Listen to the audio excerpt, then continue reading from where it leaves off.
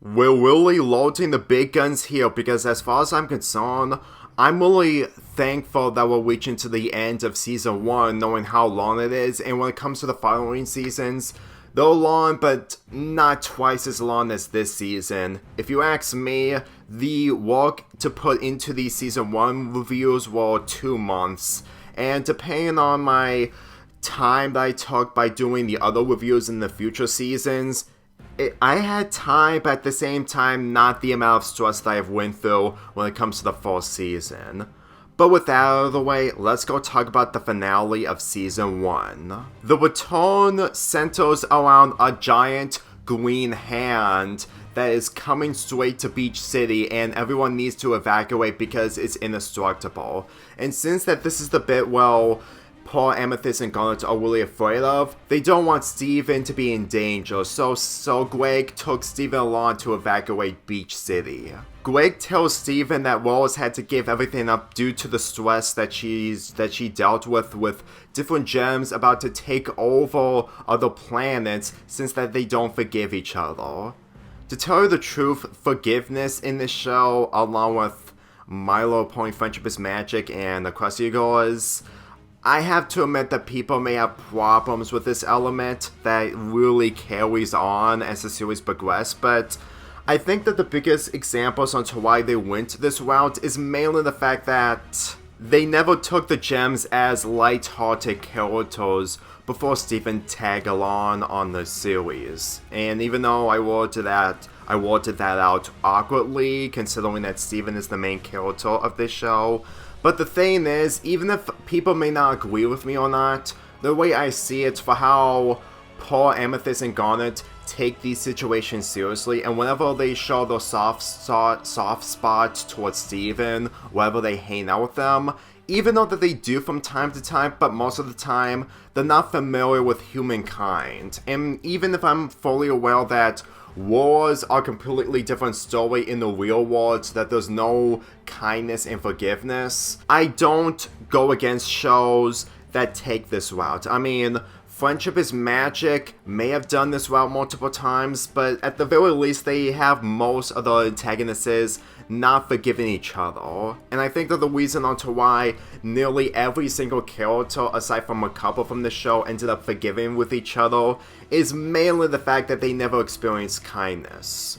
Say all you want, but the truth is, I'm not blaming anyone who is against this. The only thing that I'm mostly against is treating other shows that have handled its characters seriously than the characters in this show.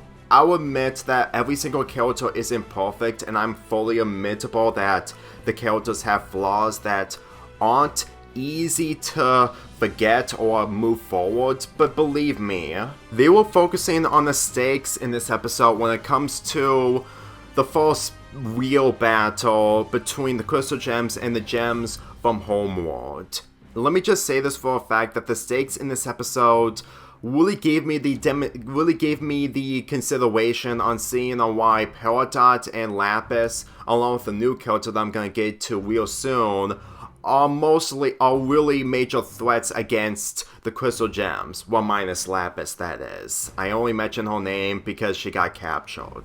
This is really the indicator that Steven is experiencing these things way more seriously. Like, he did saw something in Peridot's debut episode, well, towards the end that is, and him getting some development as each episode passes, you can really tell that he is taking this situation seriously.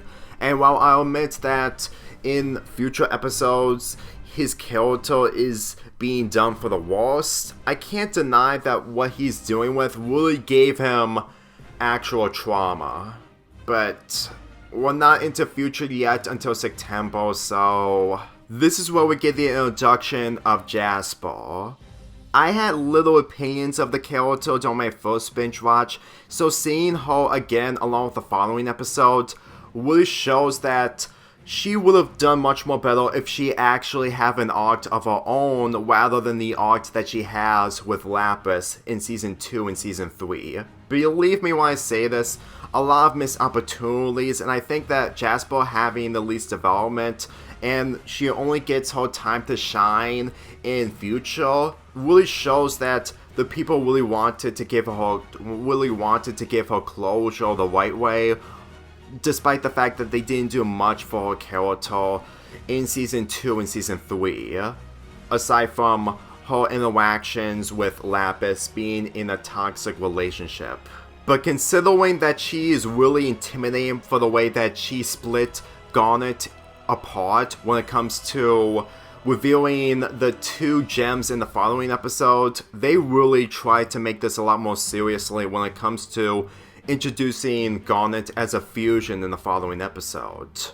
And the atmosphere is honestly outstanding, because the final minutes of this episode really shows the stakes being put into play, since that it's treated as the green hand, as the moon from Majora's Max. Believe me when I say this, that's why I really like the atmosphere in this, when they're taking these things a lot more seriously than how they were in previous episodes. I may remember this episode, but at the same time, I never thought about the atmosphere when it comes to the green hand landing into Beach City. Well, not really into Beach City, but on the beach of Beach City.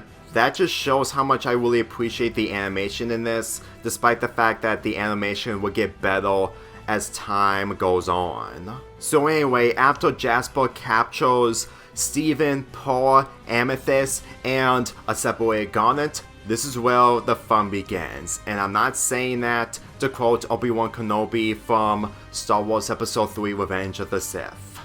I'm giving this episode an 8.5 out of 10.